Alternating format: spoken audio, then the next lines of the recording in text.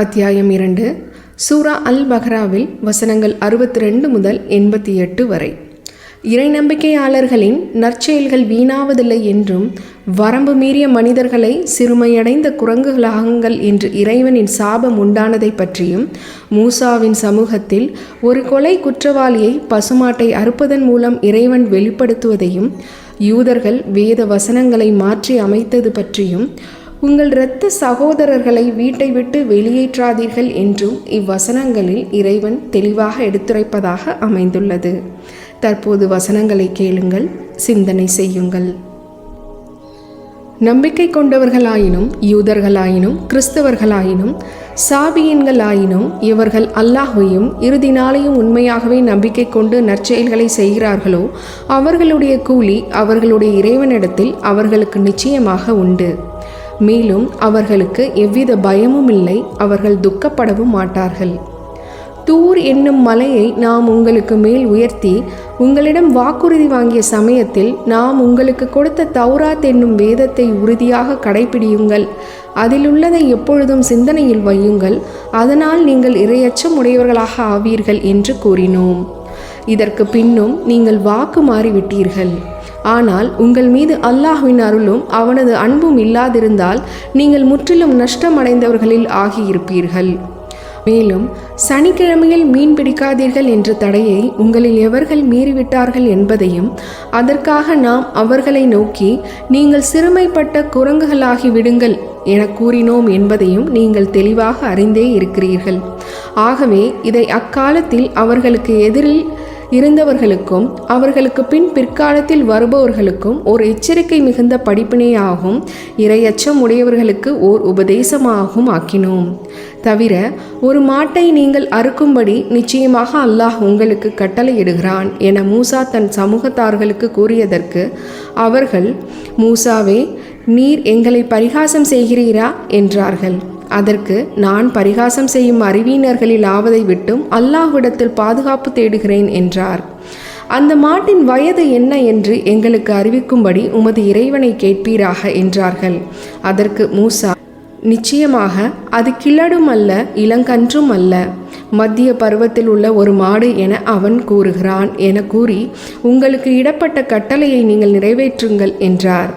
அதற்கு அவர்கள், அதன் நிறம் என்னவென்று அறிவிக்கும்படி நீர் உமது இறைவனை கேட்பீராக என்றார்கள். அதற்கு மூசா, அது பார்ப்பவர் மனதை கவரக்கூடிய கலப்பற்ற மஞ்சள் நிறமான மாடு என அவன் கூறுகிறான் என்றார். அதற்கு அவர்கள், நிச்சயமாக அம்மாடு எது என எங்களுக்கு சந்தேகமாக இருக்கிறது, அது எது வேலை செய்து பழகியதா என எங்களுக்கு விவரித்து அறிவிக்கும்படி உமது இறைவனை கேட்பீராக. அல்லாஹ் நாடினால் நிச்சயமாக நாங்கள் இவ்விஷயத்தில் நேர்வழி பெற்றுவிடுவோம் என கூறினார்கள். அதற்கு மூசா, நிச்சயமாக அது பூமியில் உழவடிப்பதற்கும் பயிருக்கு தண்ணீர் இறைப்பதற்கும் பயன்படுத்தப்படாத, அதில் அறவே வடுவில்லாத குறையற்ற ஒரு மாடு என்று அவன் கூறுகிறான் என்றார். அதற்கு அவர்கள், இப்பொழுதுதான் நீர் சரியான விவரம் கொண்டு வந்தீர் என கூறிய பின்னும் அவர்கள் அறுக்க மனமின்றியே அதை அறுத்தார்கள். நீங்கள் ஒருவனை கொலை செய்துவிட்டு தப்பித்து கொள்ள அதை பற்றி நீங்கள் தர்க்கித்து கொண்டிருந்த சமயத்தில் அம்மாட்டை அறுக்கும்படி கட்டளையிட்டு கொலை விஷயத்தில் நீங்கள் மறைத்து வைத்திருந்ததை அல்லாஹ் வெளியாக்கினான். ஆகவே அவர்களை நோக்கி, நீங்கள் அதை அறுத்து அதில் ஒரு பாகத்தை கொண்டு கொலையுண்ட அவனை அடியுங்கள் என நாம் கூறினோம். அவ்வாறு அடித்தவுடன் இறந்தவன் உயிர் பெற்றெழுந்து கொலையாளியை அறிவித்தான். அவன் உயிர் பெற்ற இவ்வாறே இறந்தவர்களை அல்லாஹ் உயிர்ப்பிப்பான். மேலும் நீங்கள் அறிந்து கொள்வதற்காக அவன் தன் ஆற்றலை அறிவிக்கக்கூடிய அத்தாட்சிகளை உங்களுக்கு காட்டுகிறான். இதற்கு பின்னும் உங்கள் உள்ளங்கள் இறுகிவிட்டன, அவை கற்பாறைகளைப் போல் அல்லது அவற்றை விட கடினமானவையாக இருக்கின்றன. ஏனென்றால் கற்பாறைகளிலும் தொடர்ந்து தானாகவே ஊற்றுகள் உதித்தோடி கொண்டிருப்பவையும் நிச்சயமாக உண்டு. பிளந்து அதிலிருந்து நீர் புறப்படக்கூடியவையும் அவற்றில் உண்டு. அல்லாஹுடைய பயத்தால் மலை மீதிருந்து உருண்டு விழக்கூடியவையும் அவற்றில் உண்டு. ஆனால் யூதர்களே, நீங்கள் தானாகவும் திருந்தவில்லை, நபிமார்களின் போதனைக்கும் செவிசாய்க்கவில்லை, அல்லாஹ்வுக்கும் பயப்படவில்லை. உங்கள் செயலை பற்றி அல்லாஹ் பாராமுகமாக இல்லை. நம்பிக்கையாளர்களே, உங்கள் வார்த்தைகளுக்காக இவர்கள் நம்பிக்கை கொள்வார்கள் என எதிர்பார்க்கிறீர்களா?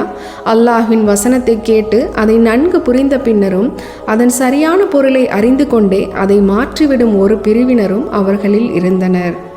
மேலும் அவர்கள் நம்பிக்கை கொண்டவர்களை சந்தித்தால், தௌராத்தில் உங்கள் நபியை பற்றி கூறப்பட்டிருக்கிறது, ஆதலால் நாங்களும் அவரை நம்பிக்கை கொள்கிறோம் என கூறுகிறார்கள். ஆனால் அவர்கள் தனித்த பொழுது ஒருவர் மற்றவரை நோக்கி, உங்கள் வேதத்தில் அல்லாஹ் உங்களுக்கு தெரிவித்திருப்பதை அவர்களுக்கு நீங்கள் அறிவிக்கிறீர்களா? உங்கள் இறைவன் முன்பாக அதை கொண்டு அவர்கள் உங்களுடன் தர்க்கிப்பதற்காகவா அவர்களுக்கு சொல்லிக் கொடுக்கிறீர்கள்? இவ்வளவு கூட நீங்கள் அறிந்து கொள்ள வேண்டாமா என்று கூறுகின்றனர். அவர்கள் மறைப்பதையும் பகிரங்கப்படுத்துவதையும் நிச்சயமாக அல்லாஹ் நன்கு அறிவான் என்பதை அவர்கள் அறிய வேண்டாமா? மேலும் கல்வி அறிவு இல்லாதவர்களும் அவர்களில் உண்டு. வேதத்தை பற்றி கேள்விப்பட்டுள்ள வீண் நம்பிக்கைகளை தவிர உண்மையை அவர்கள் அறியவே மாட்டார்கள். அவர்கள் வீண் சந்தேகத்தில் ஆழ்ந்து கிடப்பவர்களை தவிர வேறில்லை. எவர்கள் தங்கள் கைகளை கொண்டு கற்பனையாக எழுதிய புத்தகத்தை ஒரு சொற்ப கிரயத்தை அடைவதற்காக இது அல்லாவிடமிருந்து வந்ததுதான் என்று கூறுகிறார்களோ அவர்களுக்கு கேடுதான். அதை அவர்களுடைய கைகள் எழுதியதனாலும் அவர்களுக்கு கேடுதான். அவர்கள் அதை கொண்டு பொருள் சம்பாதிப்பதாலும் அவர்களுக்கு கேடுதான்.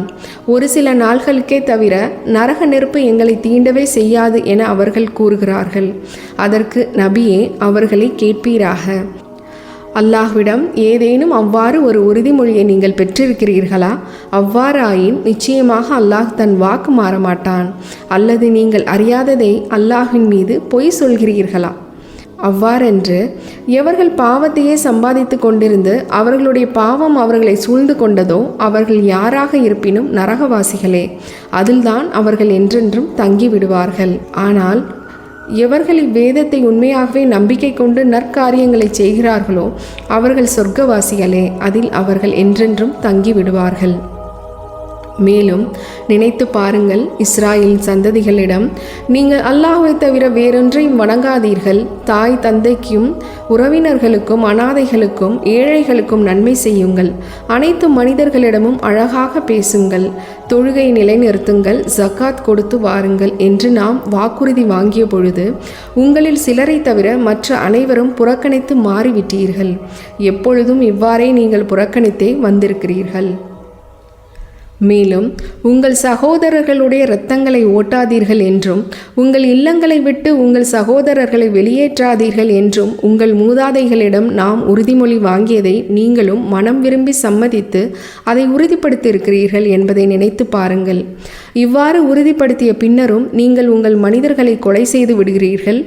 உங்களில் பலரை அவர்களின் இல்லங்களிலிருந்தும் வெளியேற்றி விடுகிறீர்கள். அவர்களுக்கு எதிராக பாவமாகவும் அநியாயமாகவும் அவர்களுடைய எதிரிகளுக்கு நீங்கள் உதவியும் செய்கிறீர்கள். ஆனால் நீங்கள் வெளியேற்றிய அவர்கள் எதிரிகளின் கையில் சிக்கி கைதிகளாக உங்களிடம் உதவி தேடி வந்துவிட்டாலோ அவர்களுக்காக நீங்கள் பொருளை ஈடு கொடுத்து அவர்களை மீட்டு விடுகிறீர்கள். ஆனால் அவர்கள் இல்லங்களிலிருந்து வெளியேற்றுவதும் உங்களுக்கு தடை செய்யப்பட்டுள்ளது. இவ்வாறு செய்யும் நீங்கள் வேதத்தில் உள்ள சில கட்டளைகளை நம்பிக்கை கொண்டு சில கட்டளைகளை நிராகரிக்கிறீர்களா? உங்களில் எவர்கள் இவ்வாறு செய்கிறார்களோ அவர்களுக்கு இவ்வுலகத்தில் இழிவை தவிர வேறொன்றும் கிடைக்காது. மறுமையிலோ அவர்கள் கடுமையான வேதனையின் பக்கம் விரட்டப்படுவார்கள். உங்கள் இச்செயலை பற்றி அல்லாஹ் பாராமுகமாயில்லை. இவர்கள்தான் மறுமை வாழ்க்கைக்கு பதிலாக இவ்வுலக வாழ்க்கையை விலை கொடுத்து வாங்கி கொண்டவர்கள். ஆதலால் அவர்களுக்கு கொடுக்கப்படும் வேதனை ஒரு சிறிதும் லேசாக்கப்பட மாட்டாது. அவர்கள் ஒரு உதவியும் செய்யப்பட மாட்டார்கள். தவிர யூதர்களே, நிச்சயமாக நாம் மூசாவுக்கு ஒரு வேதத்தை கொடுத்தோம். அவருக்கு பின் தொடர்ச்சியாக பல தூதர்களையும் அனுப்பி வைத்தோம். மரியமுடைய மகன் ஈசாவுக்கு தெளிவான அத்தாட்சிகளை கொடுத்து அவரை ஜிப்ரீல் என்னும் பரிசுத்த ஆத்மாவை கொண்டும் பலப்படுத்தி வைத்தோம். ஆனால் உங்கள் மனம் விரும்பாத எதையும் நமது தூதர் ஒருவர் உங்களிடம் கொண்டு வந்த போதிலும் நீங்கள் கர்வம் கொண்டு விலகி கொள்ளவில்லையா? மேலும் தூதர்களில் சிலரை நீங்கள் பொய்யாக்கி சிலரை கொலை செய்தும் விட்டீர்கள். எங்கள் உள்ளங்கள் திரையிடப்பட்டிருக்கின்றன என்று அவர்கள் பரிகாசமாக கூறுகின்றனர். அவ்வாறன்று அவர்களின் நிராகரிப்பின் காரணத்தால் அல்லாஹ் அவர்களை சபித்து விட்டான். ஆதலால் அவர்கள் நம்பிக்கை கொள்வது வெகு சொற்பமே.